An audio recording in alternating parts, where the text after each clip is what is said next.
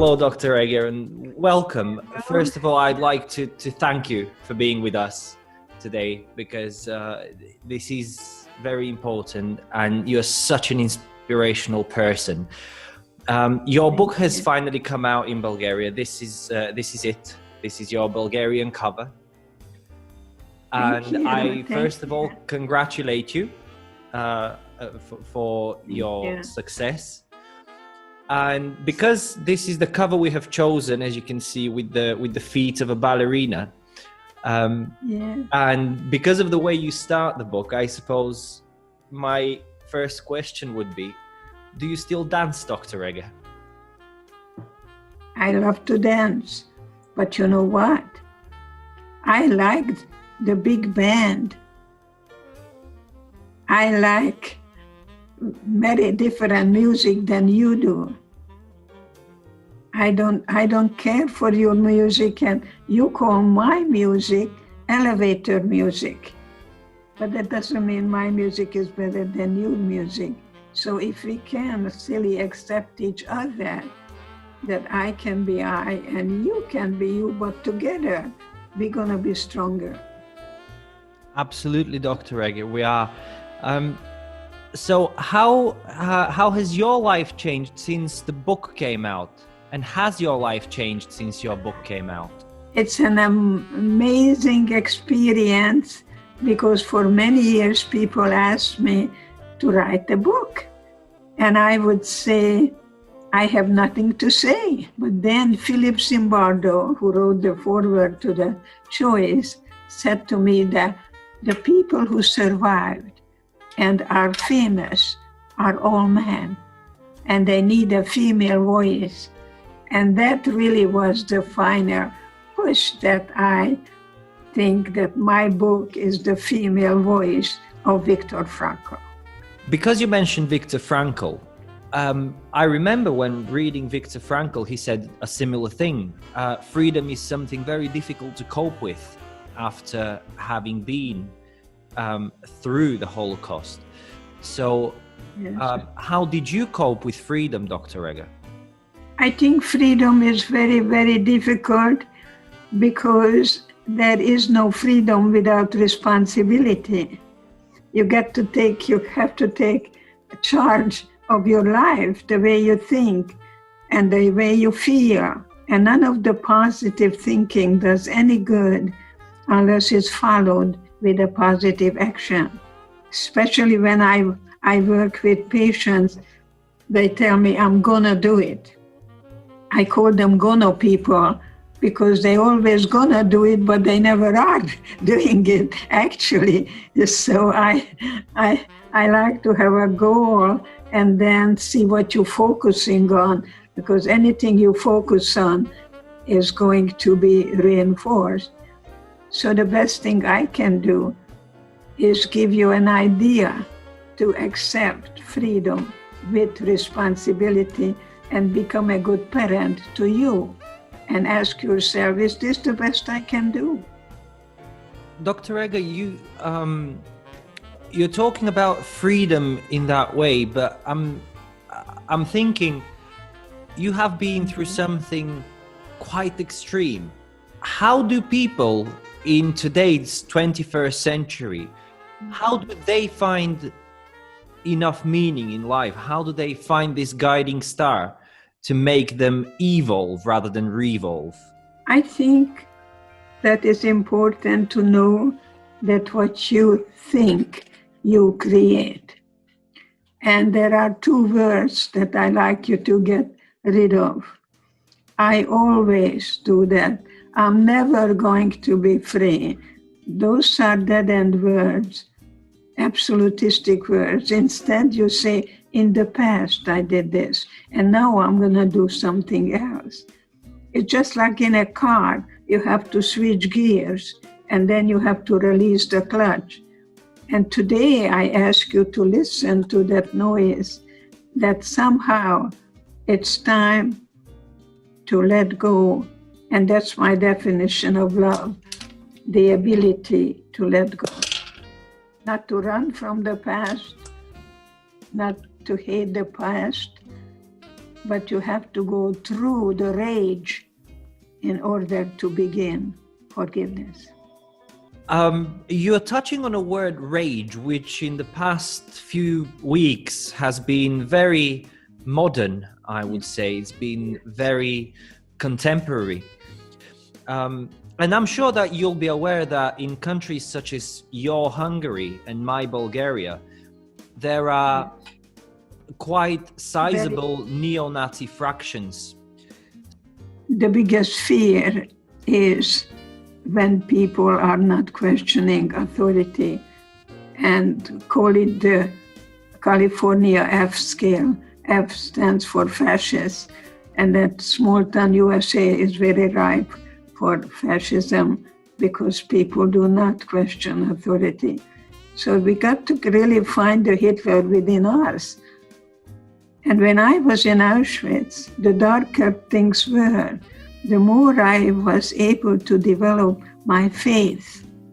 Faith is different from belief. People tell me, I believe. I say, I am not interested what you believe in. I'm interested what kind of life you lead. After Nazi Germany, communist Russia, I come to America to find democracy, and I discovered racism. But I'm telling you now, I lived it. And I don't run away from the past as I did until I read Man's Search for Meaning. I became also a diplomat in sexology, you see. So, because I didn't know anything about sex and I worked with couples. And I'm not talking about sexual, I want to talk about sensuous. Being sensuous is really to be a loving person, to be a compassionate listener. That's what I teach. Not to deny someone else's truth. You and I create an environment that people can feel any feelings without the fear of being judged. Fear and love does not coexist. You're talking about love. You mentioned that word a few times. You first mentioned it with relation to Eric. After having read your book and translated your book and delved so very deep in you as a human being, I kind of get the feeling that you are still in love with Eric. Yes. I don't think you ever forget your first love. Yes, I have a picture and I see him every day. And I wondered what would have happened if he and I would have done what we really wanted to do, to get married and go to Palestine. But he and I were having a tremendous passion to make a difference. So I think it's very good for people to read the book and take care and become and give birth to the you that was meant to be. Because many times we give up our true self. And when you say become a good parent to you and looking within yourself, I can't help but remember that a few minutes ago, you said that we must find the Hitler within us.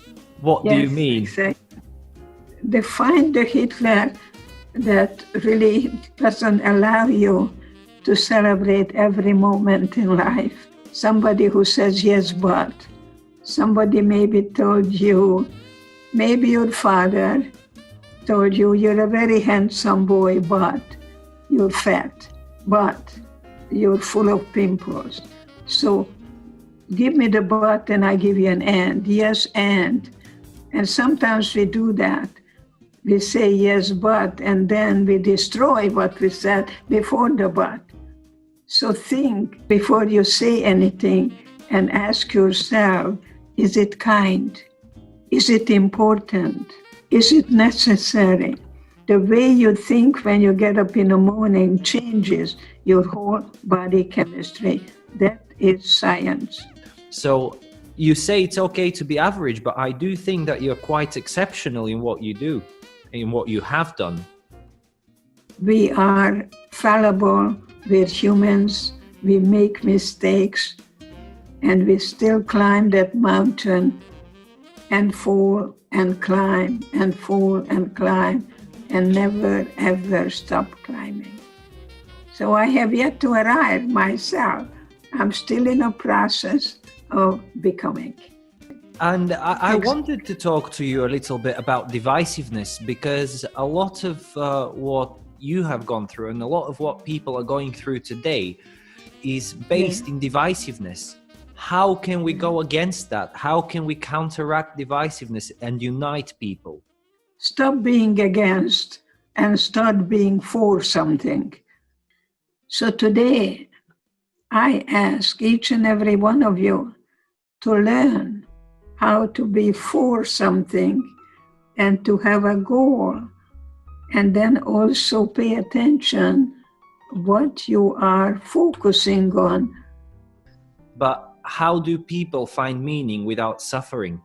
Every moment is very precious. It's very important for you to acknowledge that there'll never ever be another you, that many people can do what you can do, but not the way you can.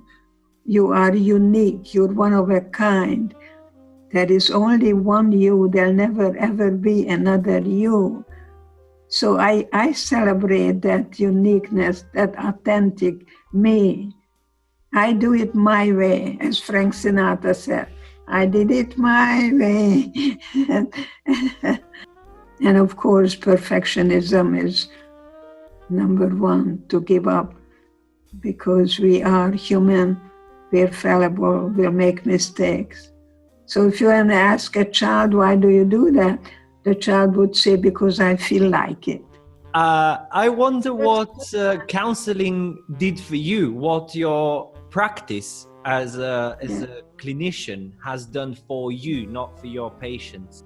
I think it's very important for you to look at your life, where you've been, and what are you carrying with you, because you can't really grow unless you're willing to let go of something and replace it with something else. So if you let go of the need for other people's approval, so not to become so taken with yourself either, just to recognize that I feel today very good because people don't come to me, they're sent to me. I look at you as starting my day, that you're my gift. And there is a word for it, trigger. You trigger something, which may have nothing to do with what's going on right now. It has to do with something in your family of origin that you still carry with you and you haven't faced. So find that freedom in you and see how you nurture it. Dr. Eger, I cannot thank you enough for being with us today. You have been an astonishing influence on my life now, and I thank you for it. Thank you for your sincerity. You're brilliant. Thank you. Thank you, Dr. Eger. Thank you. I wish you very well.